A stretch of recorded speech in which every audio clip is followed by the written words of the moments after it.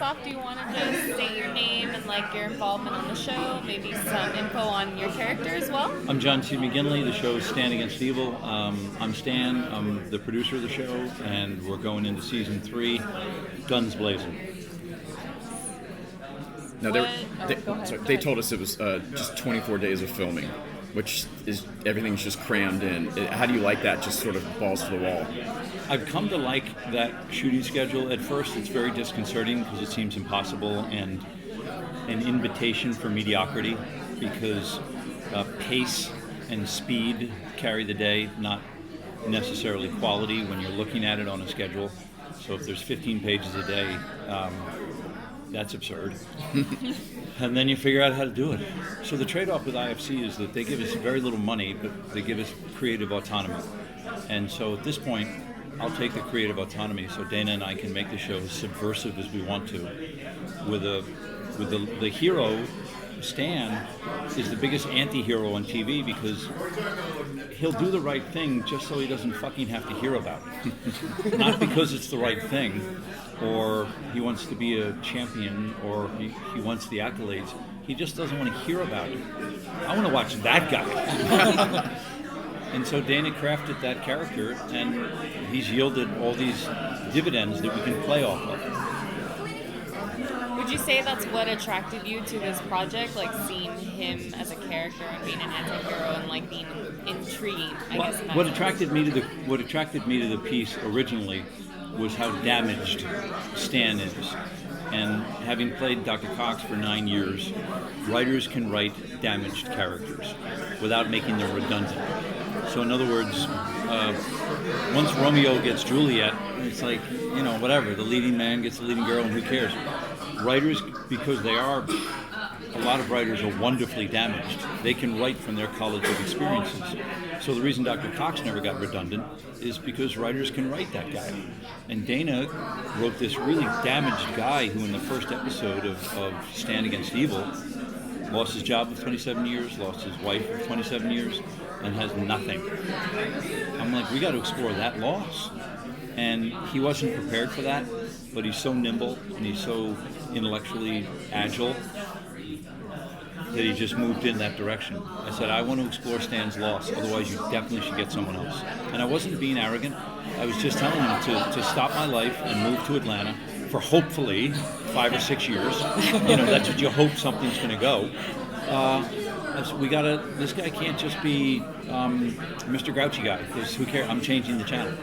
I said, I want to see how he's reconciling this loss. Now, I'll play that guy.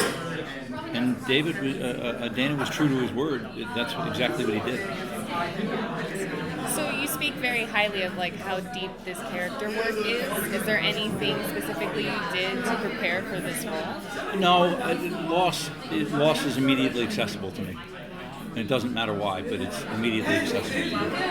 And so to not mind that, for an actor to have that, and for us not to dig into it and dust it off and look at it is a huge miscalculation. And so, in the first season, he was the second season, we saw him actually time travel to try to change the way things were. Will it be continuing on into season 3, or will he sort of be able to do this? What Dana and I did with season 3 for Stan was that because, as you exactly put it, the first year was trying to reconcile loss, the second year was trying to bring his wife back, and that all failed. And so he's left as this completely healthy failure. And so what's he supposed to do about that? And so what we did with season 3 was we decided that Stan, in order to move forward, would have to go against everything he's ever learned in his life. And for such a stubborn donkey like Stan to have to go against everything he's ever learned, which is anathema to him, that's good, clean fun. And so that's what we made the protagonist do this year. That everything he's ever learned was either inadequate or not enough or wrong. And so he was going to have to go against every instinct he ever had, which for Stan is arguably impossible, but that's what his journey is in season 3, and it yielded profound dividends.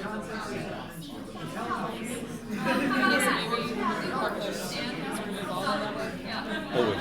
You gotta remember, because Janet's so great, and she's kind of like in, screwball comedies are defined by the protagonist being a female, and because Janet is as like Rosalind Russell and Kate Hepburn, she is very equipped to play a screwball tone, and Janet largely drives most of the narratives in Stan, where Stan becomes kind of reactionary. In Screwball, she has to initiate, and she's capable of doing that. And so we've catered the piece to play to Janet's strengths, which are Screwball, and that's an impossible tone to play. That's why hardly anybody does it. But Janet can do it with just great elan, and it looks like he's not even trying. What are maybe some things you can tell fans like they're gonna expect from the new season? Because we went a little goofy on the witches and the wizards and the demons this year. Okay. We for Stan figures out that to progress forward here, he decides that the rationale is to defeat evil, you have to find a bigger evil. You got to find evil's boss and let it in. And the thinking was like with the Allies in World War II, they let Stalin, they were paired up with Stalin, who killed 40 million of his own people.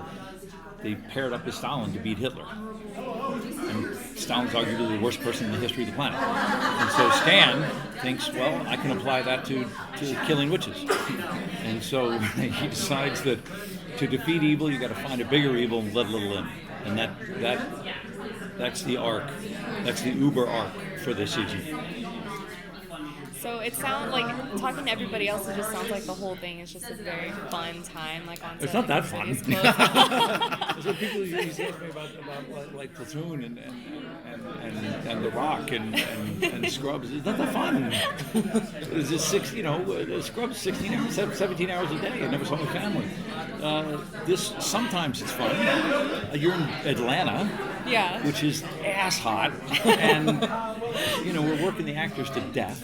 And they all have this unbelievably great attitude, and if they didn't, I don't know what we'd do. But Billy Lawrence on Scrubs always had this production mantra that he wouldn't abide any assholes on the set, because it was a closed set, it was a closed hospital, everybody was right next to each other, and same with Stan, and we have no assholes on the set. Because it's not always fun, and you still have to make do. Sometimes it's a hoot, but sometimes it's 4 a.m. and a snake just crawled between your legs because we're out in the swamp. That's not that fun for us New Yorkers. It's like, I don't want to see a snake.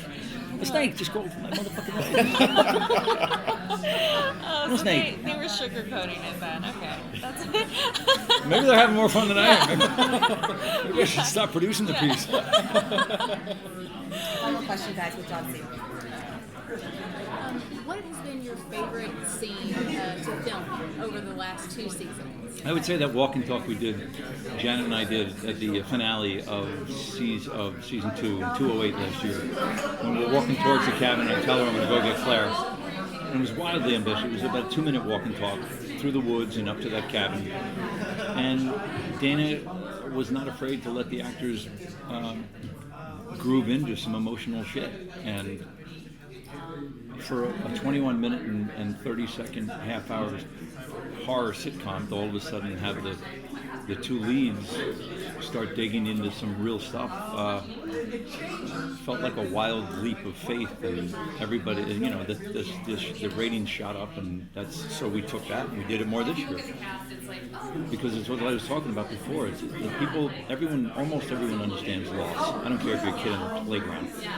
People understand loss as part of the human condition, and when we started to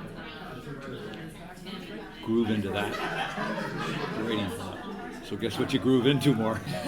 Loss. Which is what I said in the fucking beginning. I'm going to explore loss. I saw Stan kind of go to that place in season 2 where he explored his loss with his wife and maybe even like staying in that spot, in that space. And so will he deal with those emotions Yes. more? 100%. I thought that was really brilliant. I thought Dana, for him to do that in that the finale of season 2 was, it took some spine. You know, everybody wants you to chase witches and crack a joke, and Dana's like, well, no, what's going on? Because McGinley's been talking about Lost for 2 seasons now. Let's put some meat on the bone for him. I'm like, yeah, put some fucking meat on the bone, and it felt good.